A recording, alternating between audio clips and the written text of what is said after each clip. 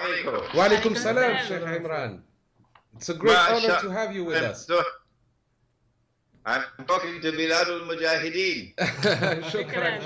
Shukran. So I will start directly with the first question. Very good. Bismillah. Bismillah. Okay, it has already been some years since you have predicted the decline of the world's financial system that is based on fiat money. Could you please elaborate for our audience this issue and provide also with your vision on how a Muslim nation can get out of this fraudulent system? Well, Bismillah ar-Rahman ar-Rahim. I am delighted. It's music in my ears to hear you describe it as a fraudulent system. Mm-hmm.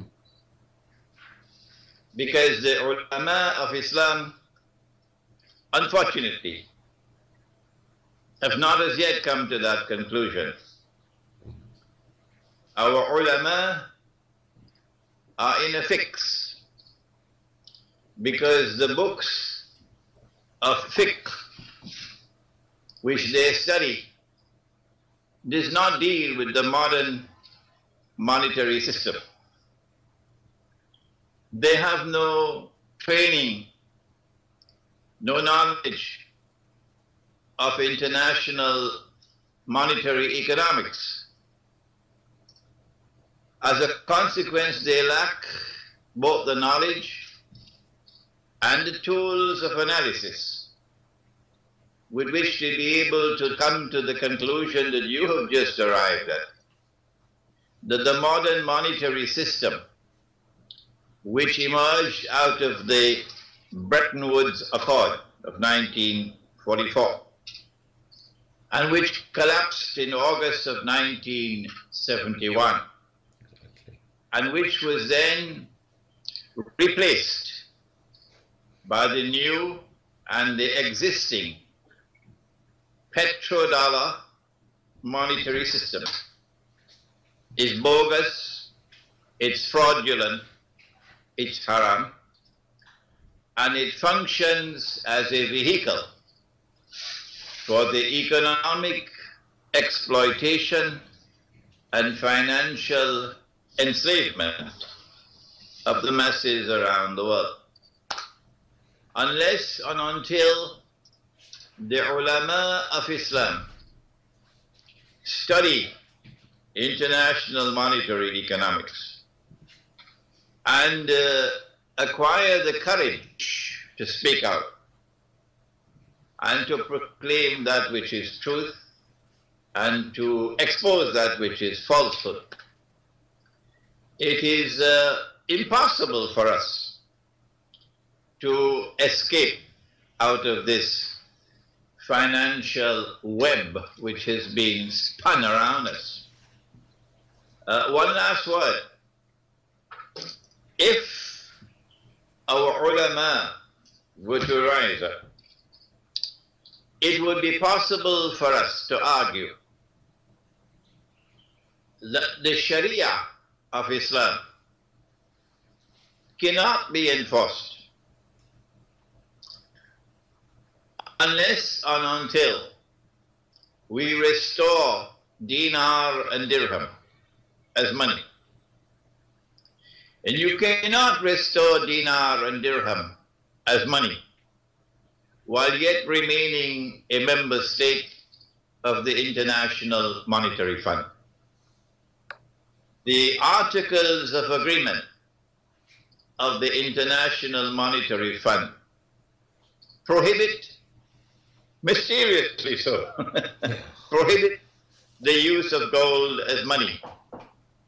If you want to know why, you go to ask a gentleman named Dajjal. He will tell you why.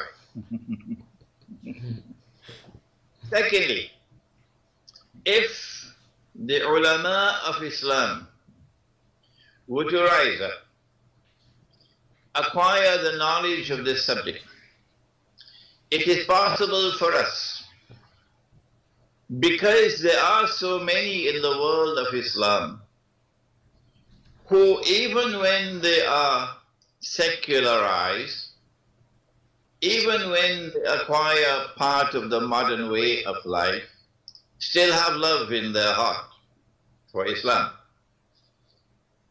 True. Still have love in their heart for moral values, for what is right and what is wrong, for what is just and what is unjust.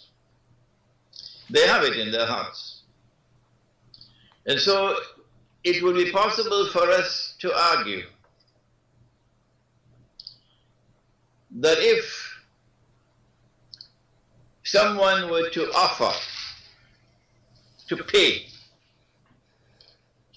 an amount which is due in a business transaction, to pay an amount which is due in dinar and dirham. I owe you so much money because I bought goods from you, and I offer to pay you in dirhams. If you were to refuse to accept the dirhams and were to demand instead US dollars or Pakistani rupees or Indonesian rupiah, then you would have committed a sin, and you would have to answer for that sin on Judgment Day. Here is a strategy which our ulama can use effectively to not only get people to start buying dinar and dirhams. We don't need dinar as much as we need dirham. And when you start buying dinar and dirham and then using it for buying and selling, our trade union movements will then get some knowledge in their head. And the trade union movements will then say, well, we want to be paid our wages in real money, not in crooked money. You see, the trade union movement, like the ulama of Islam, do not have the knowledge of international monetary economics. And so they go into negotiations to demand wage increase. Exactly. And when they win a wage increase, inflation wipes it out. Exactly. They will wake up to the reality and demand that wages be paid in dinar and dirham. Yeah. So basically, it can only be some individual initiatives. It cannot be an organized action in order to get out of this system. You don't view it like that. I do not see any other group capable of mobilizing the masses, okay, unless that group has Islam as its basis for mobilization. Yeah. Ikhwan al-Muslimun in Egypt were assisted by many decades of oppression, brutal oppression. Under Jamal Abdel Nasser, he brutally oppressed them. And then you had Hosni Mubarak, continued brutal oppression. And so they won the sympathy of the Egyptian masses. Ikhwan has a modernist version of Islam, which apparently Washington finds comfortable today. So Ikhwan succeeded in Egypt, mobilizing the masses of Egypt who have love for Islam. But because Ikhwan lacks the ulama, the authentic intellectual leadership of Islam, Ikhwan is taking Egypt on a ride, and Washington is taking Ikhwan on a ride. Yeah. And so let's say they succeed in Egypt, if they have the ulama, of course, and if they get the wise people and the heart to do it. Do you think the Zionists would let this kind of system emerge in the Islamic world? We need Muslims with backbones made of iron and steel. I believe Algeria has backbones made of iron and steel. Yes.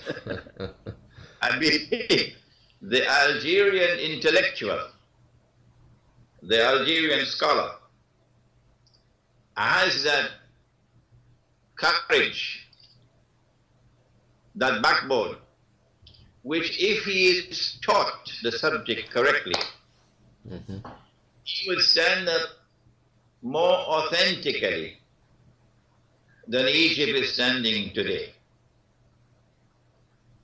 So there is hope in Algeria. I am surprised. I am not Arab. I have never visited Algeria. And I'm getting more emails from Algeria today. I'm getting them in French, I'm getting them in English, and I'm getting them in Arabic. Get more emails from Algeria today than from any other Arab country. Wow, that's great. You don't That's know. great. Yeah, a lot of people follow you here. And I'm getting emails from both brothers and sisters. The women, some of them young women, are just as interested in making contact with me and discussing the problems as the men are, which is a good sign. Right, right. So, Sheikh Imran, I have a question. I don't know if you heard about it. I mean, maybe it was a rumor, maybe it was true. It's about Muammar Gaddafi's project to reinstitute the gold dinar in Libya. If that was a real case, do you think that was the reason for having him for his execution, or there is something else in your point of view? Well, first of all, prior to the armed uprising in Libya, we were never told about these plans for the gold dinar. Okay, okay. We did not know that Libya had a substantial amount of gold reserves in Libya itself, which is a good sign. When the IMF prohibited the use of gold as money, the Articles of Agreement also required every member state to deposit with the IMF, which is the Federal Reserve, 25% of all your gold holdings. This was international law. And when you deposited that 25%, then the Zionists knew how much gold you had. Yeah. Then the IMF rules prohibited you from buying or selling gold without disclosing it to the IMF. Where were the ulama of Islam? Drinking coffee? What would you do with your gold that you have when you cannot use it as money? It's just lying there. The IMF then said, you can get IMF loans from us using your gold as collateral. Yeah. And you'll get the IMF loans at concessionary rates. Number one, where did IMF get money from? The United States is the biggest contributor to the IMF. And as a result, the United States has a controlling interest in the IMF. The US dollar is a petrodollar. It has no link with gold. Nope. All that you need is a printing press and paper and ink. Ink. That's all. Printing press, a paper and ink. France cannot do it. Germany cannot do it. Britain cannot do it. Only Uncle Sam. Only Uncle Sam. So they make money out of thin air. They create wealth out of thin air. And then they want to lend that to you on interest. And you can borrow from them using your gold as collateral. So the trap was set. Yeah. That countries will send more and more of their gold. So the 25% will become 40 and 50 and 70%. So they can use that gold as collateral, thinking that the gold is safe. And when you want it back, you can get it back. You just have to pay the loan. Today, Germany is under pressure to bring back its gold to Germany. The Federal Reserve and the IMF refuses to send it back. It's called repatriation. The German government then demanded an audit of its gold, just to confirm that it's there. It's still there. Okay. The IMF refused. Refused. Okay? So Gaddafi has to be credited if he did the sensible thing of bringing back as much of his gold as he could to Libya. Hugo Chavez is doing that in Venezuela. Exactly. This is a sensible thing. But to use gold as money, to bring dinar and dirham as a monetary system, we never heard a word of that. Not at all. Okay. Until after he was overthrown. Okay. What was the reason for the overthrow of Gaddafi? There are many different reasons. They planned the Arab Spring. I agree. 4 years in advance. This is not the first Arab Spring. The first Arab Spring took place 100 years ago, and it brought the Saudis into power. Okay? It removed the Ottomans. This is the second Arab Spring. And they were sending weapons to Benghazi in preparation, long years in advance. Who it is who was functioning as the conduit for weapons to reach Benghazi? Answer: it had to be spirited from Egypt. Exactly. From Egypt. Who it is in Egypt who helped and facilitated NATO to bring those weapons into Benghazi? I think Ikhwan has some answers to give us. I don't want to say anything more. Okay. I have to say anything more. There's something called a quid pro quo. Why did they want Libya?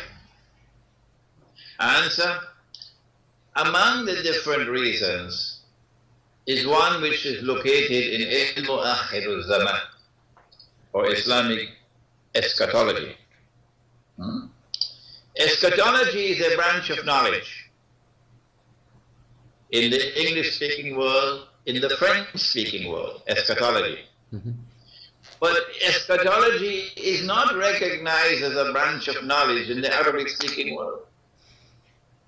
We do not have courses of study on Ilmu Akhir Zaman. No. This is just by the way to our studies in fiqh and in Sharia and in tafsir.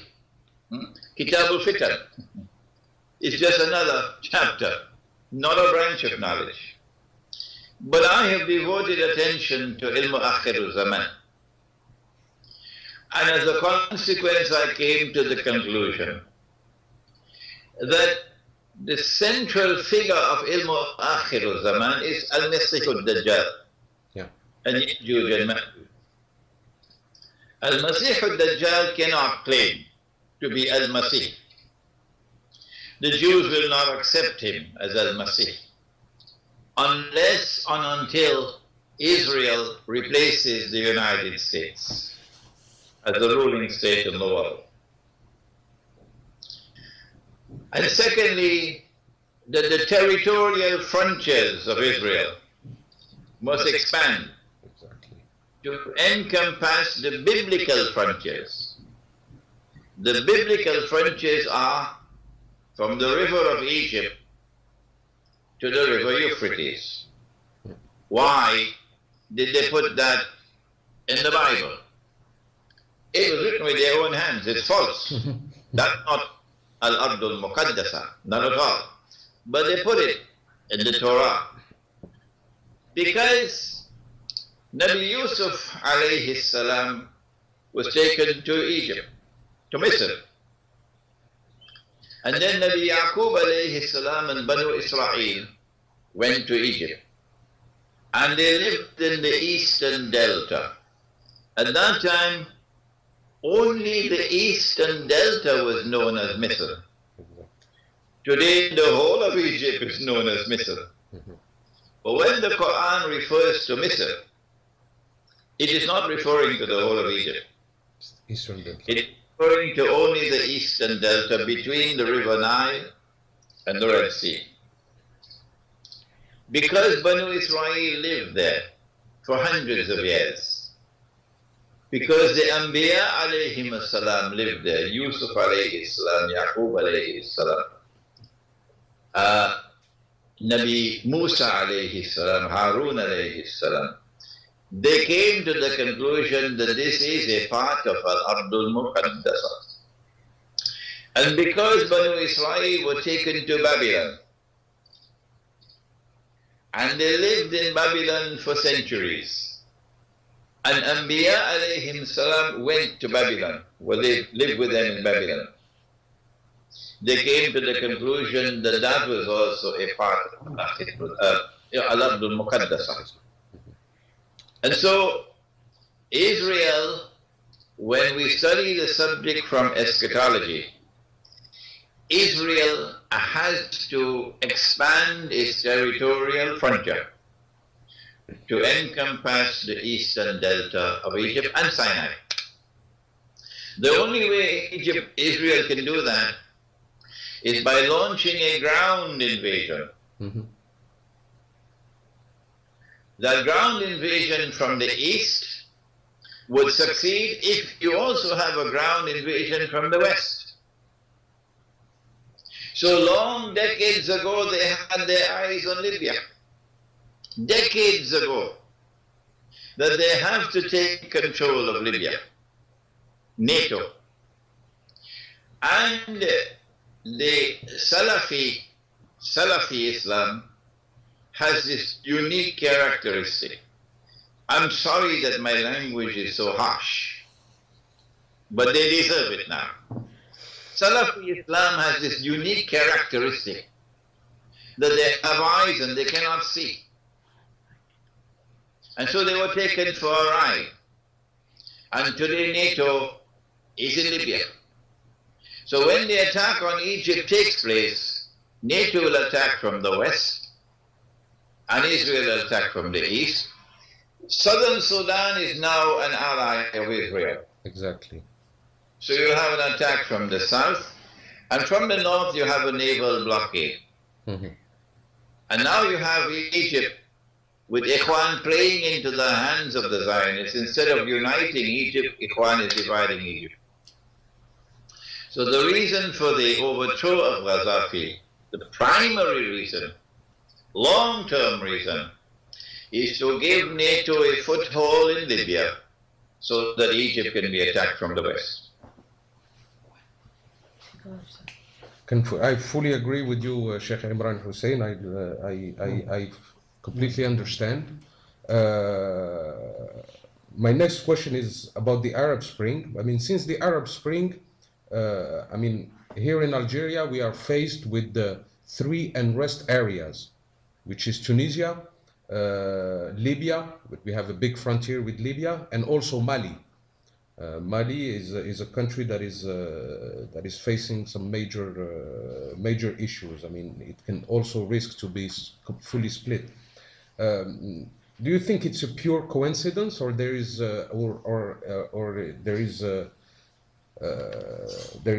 probably a plan to destabilize Algeria also? Okay. There's another reason why Libya was attacked. Mm-hmm. That's oil. They wanted the Libyan oil. Yes. They wanted to control Libyan oil. And they now have that control. Like they control the Saudi oil. Algeria, amongst all the North African countries, has, I believe, very large reserves of gas. Yes. And Algeria is now a major exporter of natural gas.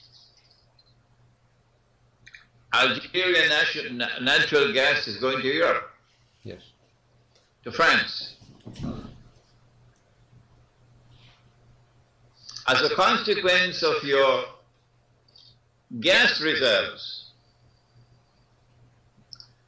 and also as a consequence of the fact that there is some measure of stability in the society in Algeria. Some measure of stability. Mm-hmm.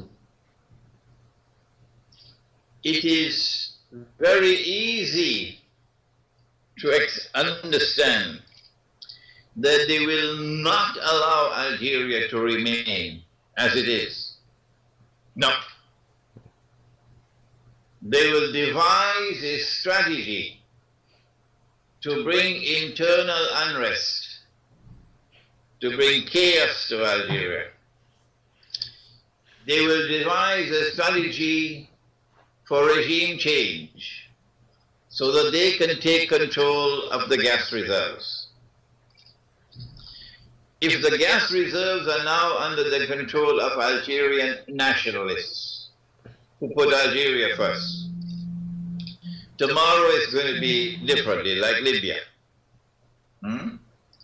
Then there is also the second problem, that Algeria is a vast country, a huge country.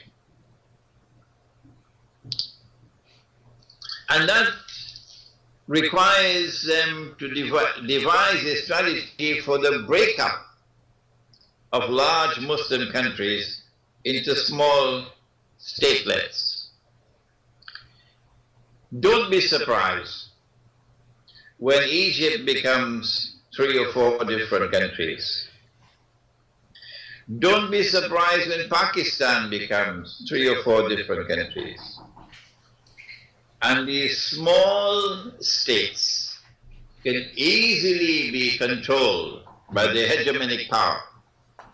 In Pakistan, of course, the hegemonic power is India. In Egypt, it will be Israel. Saudi Arabia and Qatar, of course, as allies of Israel. Exactly. I do not know enough about Algeria and about Morocco and Tunisia to be able to fathom their thinking. But what is happening in Mali appears to me to be sufficiently important to deserve careful study.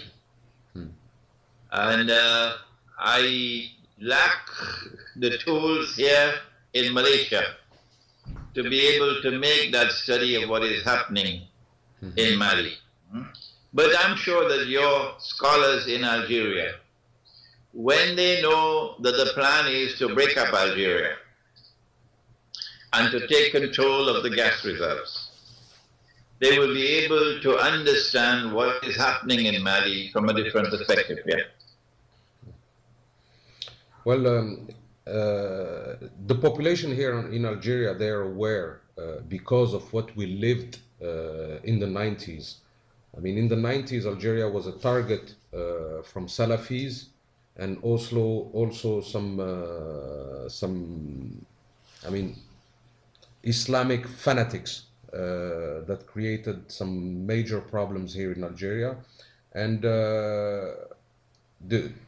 do you think that this the destabilization that Algeria lived in the 90s was a part of a lab for the future Arab Spring in terms of destabilization method? Because what happened in Algeria in the 90s was repeated in Egypt last year. Okay. Many people have suffered sufficiently.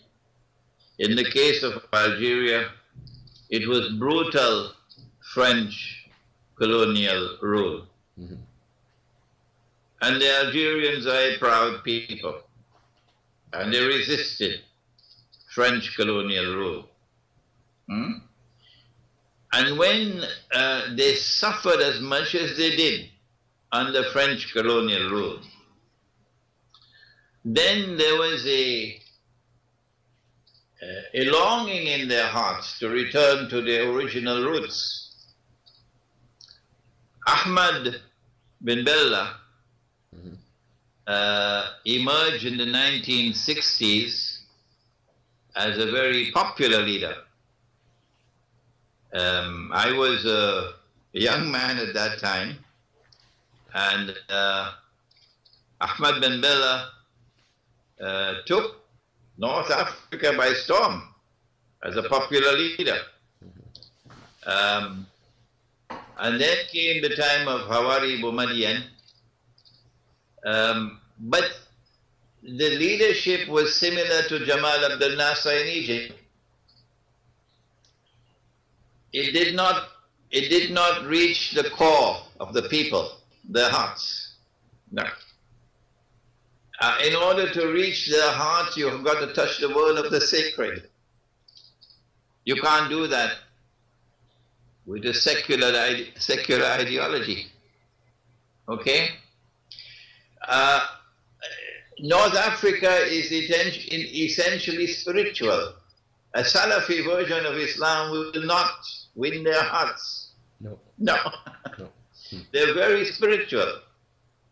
This is part of Africa. I think Algeria and Morocco didn't get it from the Arab world, they got it from Africa. Exactly. The African has its roots in spirituality. The Indian and the Persian from Iran, they have the intellectual power. And you had great scholars coming from India and from Iran.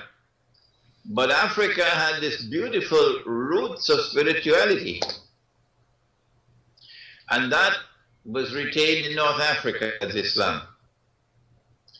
So Ahmad bin Bella, Hawari Boumediene, they could not succeed in penetrating the hearts of the people to satisfy them.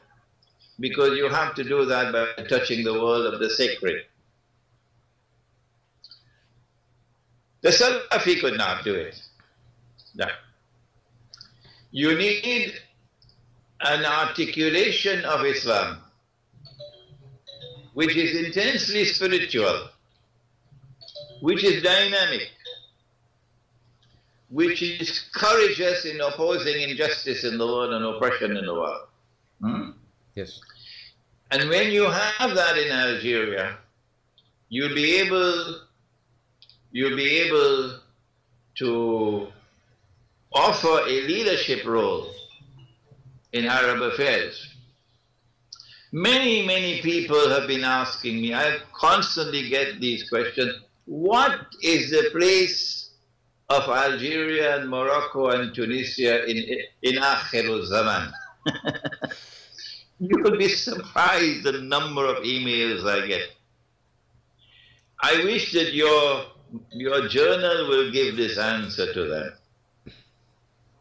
that Algeria, Morocco, Tunisia, Libya, that is Libya before this revolution, this uprising, you have a role waiting for you to articulate an Islam that is intensely spiritual, that touches the innermost feelings of the people, brings out that which is most noble in them, which is attractive. The Islam of Ikhwan al-Muslimun is not attractive. It's not attractive. You have to enforce the Sharia not with a baton. You have to enforce the Sharia in such a way that you're able to demonstrate its superiority over every rival. So that people would be attracted to the Sharia. Rather, you're having to take a baton to bring them and enforce the Sharia over them. That is the role waiting for Algeria. Inshallah. That is the role waiting for Algeria, because you got the courage in Algeria. You got the backbone in Algeria. You've got the history in Algeria. Okay? And all that you need now is the scholars who will be able to present that version of Islam, which cannot tolerate injustice and oppression. Not at all. Never. And which sees with two eyes. Dajjal sees with one. This is not eschatology, this is epistemology. To see with two eyes. Dajjal sees with one. He's blind in the second eye, meaning he is internally blind. That is Ikhwan today. I'm sorry to say it. So if you can develop that scholarship in Algeria, which combines external knowledge with internal knowledge, then you'll produce people who will walk in the path of Khidr alayhi salam. That is the role that's waiting for you in Algeria. Thank you. Inshallah, inshallah. And we count a lot on you. I hope you will honor us in a visit to Algeria that we would like to organize, to get that something starting from the scholars. Once they see. I'm delighted to visit Algeria and Morocco. The problem I face is that the only language that I use for lecture and teaching is English. Je peux parler français un peu, tout petit peu. Comprendre. Mais c'est difficile faire une conférence en français. Exactly. I cannot express myself at the level of exactitude that I want in Arabic or in French. And I don't want to make mistakes. No. If I were to come to Algeria or to Morocco or to Egypt or to Tunisia or to Mauritania, and I were to speak in English, you would have to be translating to Arabic and to French all the time. We can organize that. Sheikh Imran, I have also another question. From an eschatological point of view, would the conflict in Syria lead to a major war between the East and the West? Yes, without doubt. I am of the opinion. In fact, this morning I met for about 2 hours with a Sheikh from Syria, here in Brunei, and another Syrian scholar, two of them, for about 2 hours this morning. If the situation in Syria continues as it is, Bashar Assad is not going to last. Yes. If he collapses, if his regime collapses, then Syria will become another Libya. Meaning that NATO will gain a foothold in Syria. That will result in two implications. Number one, goodbye to Russia. The Russian naval base will be closed down and will become a NATO naval base. And Israel will be smiling. Number two, the Syrian support for Iran will be finished and Iran will be isolated. So all that Israel has to do is to wait. Time is on Israel's side. However, if they decide that they waited long enough,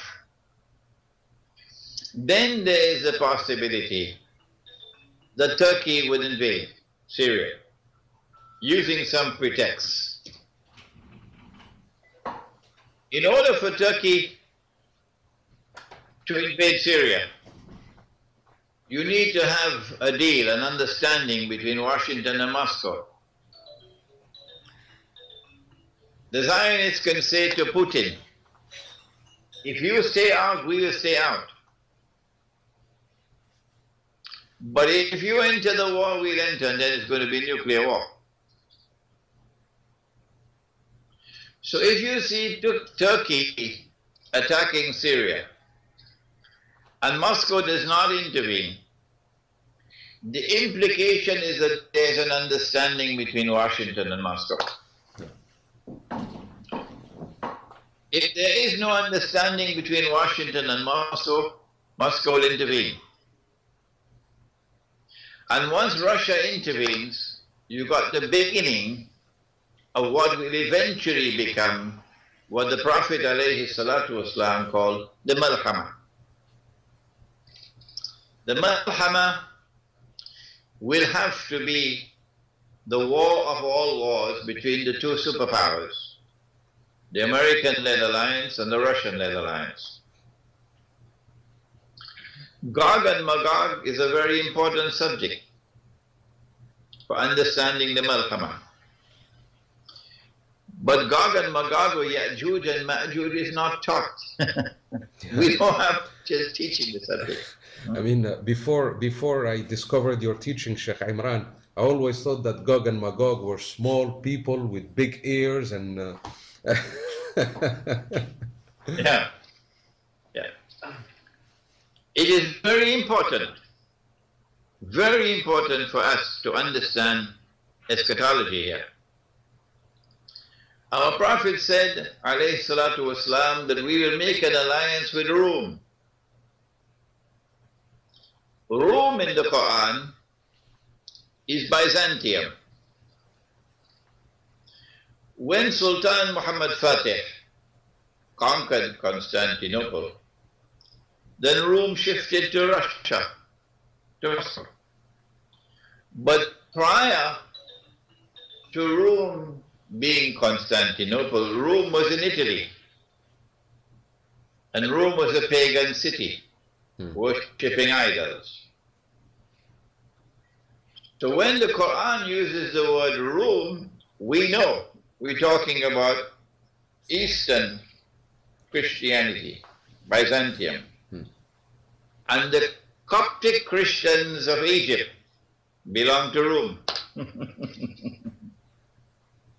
And you'll make an alliance with Rome.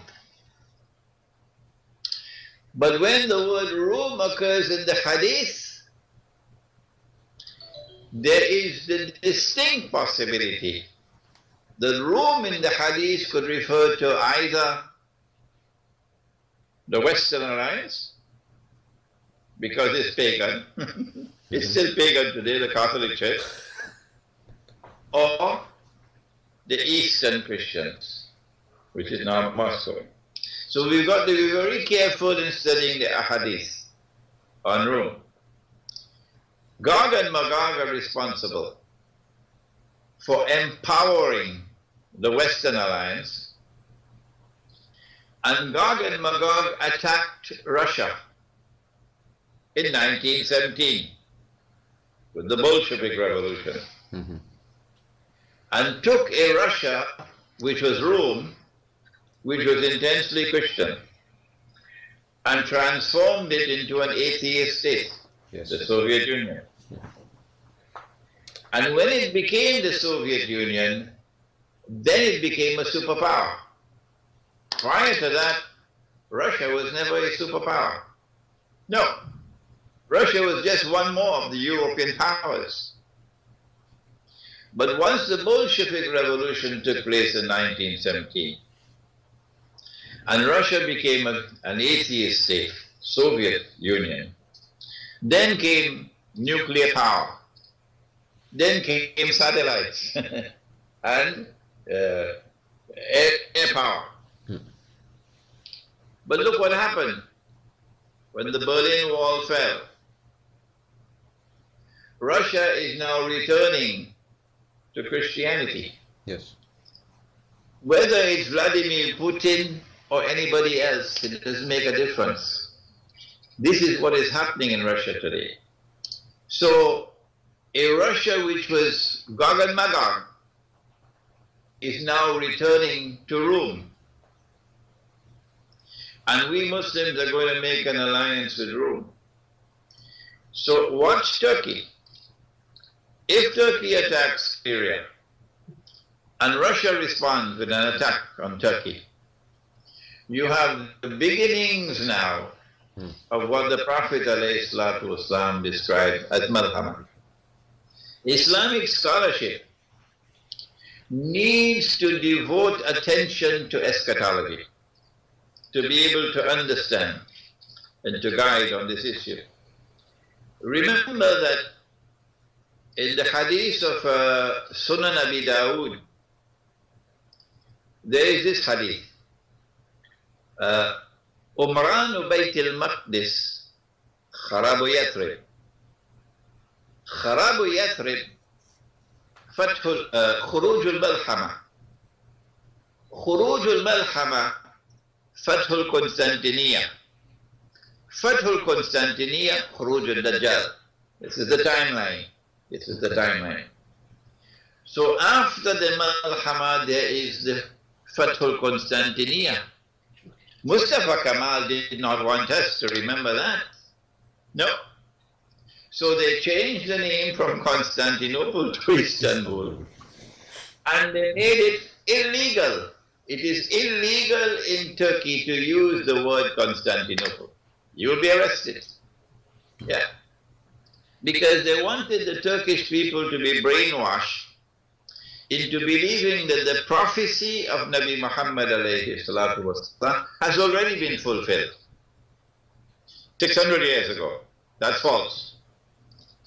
The Fathul Constantiniya is to come. It will come after the Malhama.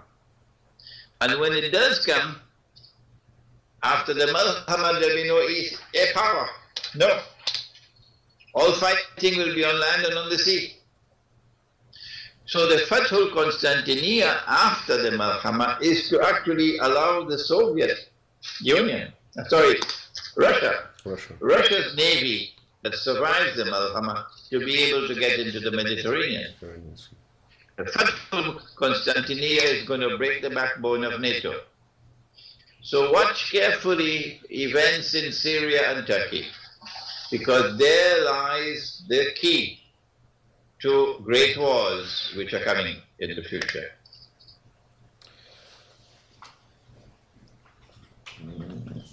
Sheikh Imran, you in your lectures you focus on predictions contained in the Quran and in many aspects of this life on earth. Could you give us some more examples? I have used a methodology which was taught by Allah subhanahu wa ta'ala at the beginning of the Quran, when He said, and remember that Allah is not deficient in the use of language. No.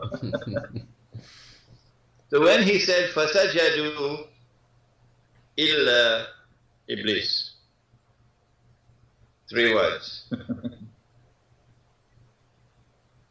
It is deliberately constructed like this, the sentence. If we take this ayah by itself in isolation, if we use this lazy methodology, we cannot escape the conclusion that Iblis was an angel. Yes. Cannot escape. Iblis was an angel. So this sentence is constructed like that to teach you a lesson in usul al-tafsir. It is when you go to the totality of the Quran, then you realize, but angels don't have any free will. Angels can't say no when they are ordered. So if you give something, you say something to your wife and she says no, then she's not an angel.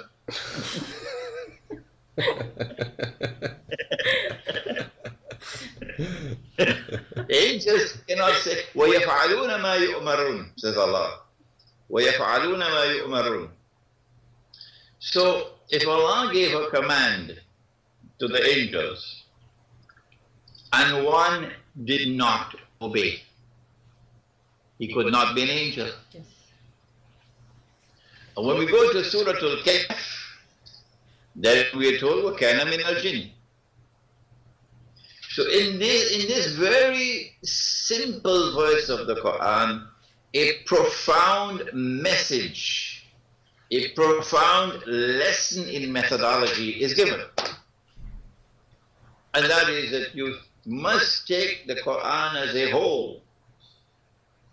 Take all the data that you have on a particular subject and bind it together to form a harmonious whole. لو كان من عند غير الله لوجدوا فيه اختلافا كثيرا. The Quran is consistent with itself. There is no inconsistency. So this methodology of taking the totality of the data from the Quran and then supported by the Hadith, using this methodology, I was able to penetrate, by Allah's kindness, the ayah of Surah Yunus.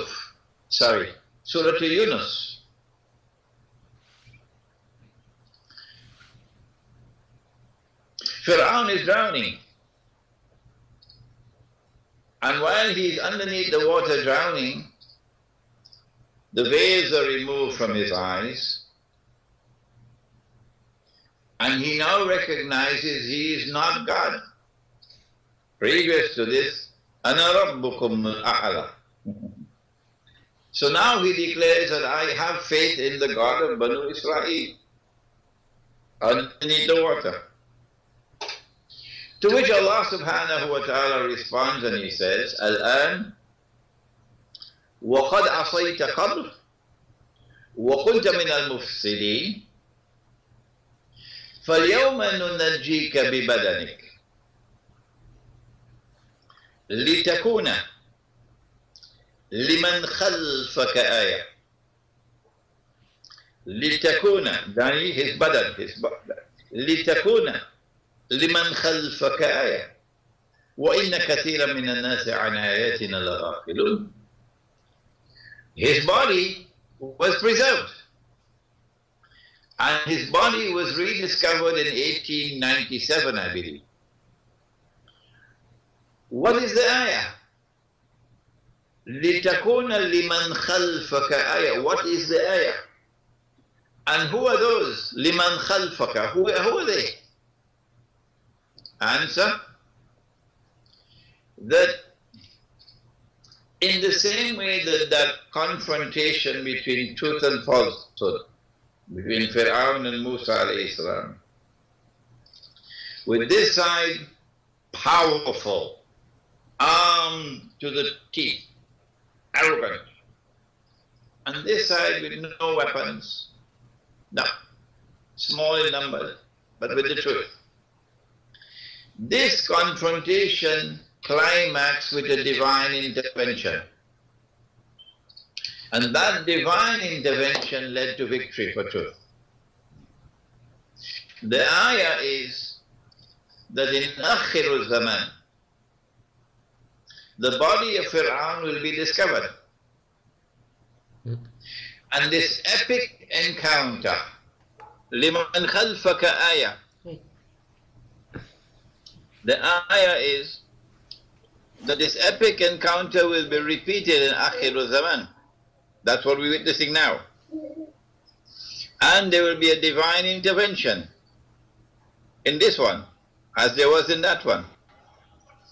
This divine intervention is the return of Nabi Isa alayhi salam. Who are the people? Liman khalfaka. Answer, the Zionists. That in the same way that Fir'aun died and he had to declare his faith in the truth before he died, but it was no help for him. Similarly, the Zionists will have to accept Islam. When Nabi Isa alayhi salam returns, I told them that in New York. I went into a Jewish synagogue and I lectured before 200 Jews and I told them this. They surrounded me after the lecture, demanding why should we be forced to accept that which we have rejected.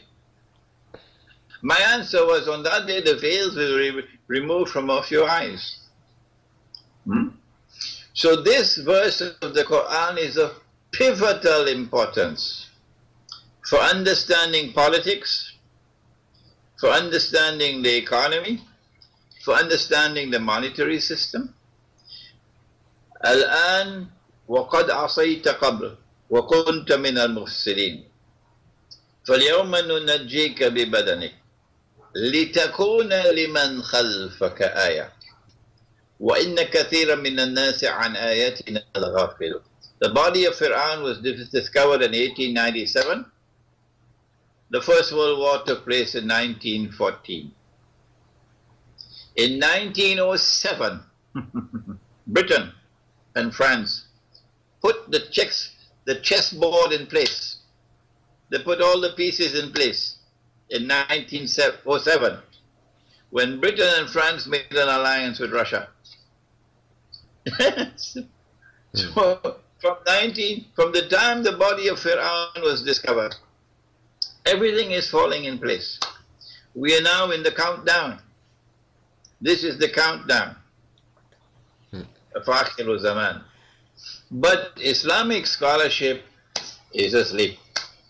Yeah. I've given you one example of an ayah of the Quran. If I had the time, I will go to Surah Al-Ma'idah. يا أيها الذين آمنوا لا تتخذوا اليهود والنصارى أولياء. Not all Jews. No. Not all Christians. No, not possible. Not possible. Why? وَلَتَجِدَنَّ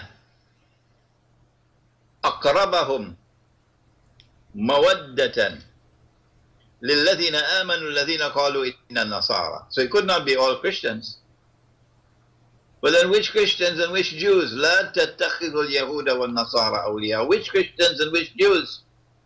The answer is right there in the words which follow. بَعْدُهُمْ أَوْلِيَاءُ بَعْضٍ. The Quran is saying that there's going to be an alliance between Christians and Jews. When that alliance takes place, and you see reconciliation between Christians and Jews, it is with that alliance that you are prohibited from maintaining friendship and alliance. That alliance has today come into being. It's the Christian Zionist and Jewish Zionist alliance, which with Saudi Arabia is so comfortable, and Qatar is so comfortable. Every government in the world has to bow down before them. Every government, otherwise they'll destroy your economy. But Allah says, وَمَنْ يَتَوَلَّهُ مِنْكُمْ فَإِنَّهُ مِنْهُمْ. If you turn to them with friendship and alliance, and I don't expect that from Algeria, if you turn to them with friendship and alliance, you belong to them, not to us. That's what they did in Libya, when they made a deal with NATO. So I say to them, I don't want to see your faces. I don't even want to hear your voices. You are not my brothers. You belong to them now. You know they belong to us, unless you make tawbah. So here is a second verse of the Quran. There are several more. I'll give you one more and we'll stop. Okay. Surah Al-Anbiya. Surah Al-Anbiya. 2 ayat. وَحَرَامٌ عَلَى قَرْيَةٍ أَهْلَكْنَاهَا أنهم لا يرجعون يعني أهل القرية حتى إذا فتحت يأجوج ومأجوج وهم من كل حدب ينسلون. Which قرية? Jerusalem. Yeah. Today it's easy for you to say Jerusalem because the events have unfolded. So many events have already unfolded that we can easily recognize that the Qaryah is Jerusalem. And those who bring Banu Israel back to the Holy Land to reclaim it as their own, they are Ya'juj and Ma'juj. The Jews are back in the Holy Land today. The state of Israel has been restored in the Holy Land. That Israel is today poised to take over from the United States as the next ruling state in the world. In the same way that Pax Americana replaced Pax Britannica, the plan is for Pax Judaica to replace Pax Americana. I explained this in my book, Jerusalem in the Quran, 10-12 years ago. But scholars of Islam are not using this verse of the Quran. They refuse to accept that the Qaryah is Jerusalem. There are several other verses of the Quran which are located in Ilmu Akhir Zaman, which help us to understand the world today. Thank you very much, Sheikh Imran. In your opinion, why the scholars of Islam are not trying to make an effort in order to explain things? I mean, mainly on the riba and on these geostrategical issues. Why are they acting like that? I mean, I don't understand that. Number one, because the institutions of Islamic learning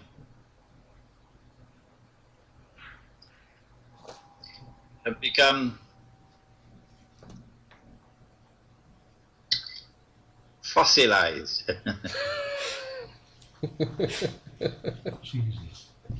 One Sunday morning, Al-Azhar University woke up and rubbed its eyes and looked down the road and saw Cairo University. So Al-Azhar asked, what's that? Where did that come from? The establishment of Cairo University was the beginning of the challenge of secular scholarship, challenging Islamic scholarship. Al-Azhar could not respond. From the time Cairo University was established until the fall of King Farouk and the revolution in Egypt when Jamal Abdel Nasser took over Al-Azhar, controlling it, Al-Azhar could not respond because the curriculum of studies could not be modified. Give the student the capacity to understand the world which has come from modern Western civilization.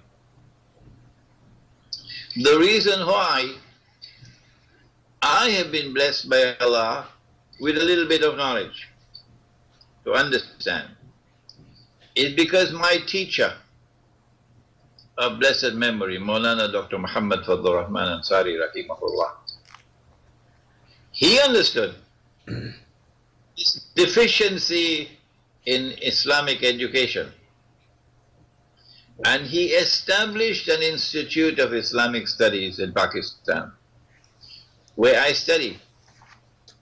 As a student of Islam, I had to study the philosophy of history. I had an eminent scholar teaching me the philosophy of history. I had an eminent scientist teaching me the philosophy of science. But more importantly than this exposure to Western knowledge was the methodology that he gave to me for using the Quran and the Hadith to assess what was valid and what was invalid in the knowledge which was coming to me. After I graduated at the institute, I then went back home to Trinidad and Tobago, and I applied for a job in the foreign ministry. When I was interviewed, and they said, we would like to have you in the foreign ministry, but we want to send you back to university. So they gave me a scholarship to do postgraduate studies in international relations. The class is small. It's as they say in French, la crème de la crème. And they are graduates from French universities, Sorbonne, a graduate from the London School of Economics, graduate from American universities, Canadian universities. And I am the only one with a Pakistani degree. They're all looking down on me. It's a one-year course. Intense studies for 1 year. It's the first time that I'm studying international politics. Never studied it before. First time that I'm studying international economics. Never studied it before. And in my class, there's someone with a master's degree from the London School of Economics. The end of the year, at the end of the year, I came first in the exams. And I beat in the economics examination, international economics, I beat the fellow with the master's degree from the London School of Economics. How do we explain it? How do we explain that someone with a master's degree from Karachi University, having never studied, and many of these are diplomats in the class, could beat them all and come first? The answer is that I had an advantage over them. I had the Quran. They did not. And I had Nabi Muhammad and they did not. Because my teacher had trained me to be able to use the Quran and use the Hadith with a particular methodology to study the world today. We don't have that in our institutions of Islamic learning. The second reason why Islamic scholarship is failing is because the best brains that we have, the best brains that we have, they go to the United States, they go to Germany, and they go to France, the best. They go to MIT, Massachusetts Institute of Technology. They go to the Sorbonne. And those who cannot get into the best universities abroad, they'll go to the best universities in Algeria. And those who cannot get in anywhere else, then they come to study Islam. This is the third rate. Yeah. And then finally, there's the fact that Islamic scholarship doesn't give you money. You might get a job as an imam in a masjid. That's all. And you get a small salary. And you have to maintain your wife and children. So you cannot jeopardize your job. No. So you have to dance to the tune which is playing because of poverty. Where will you get that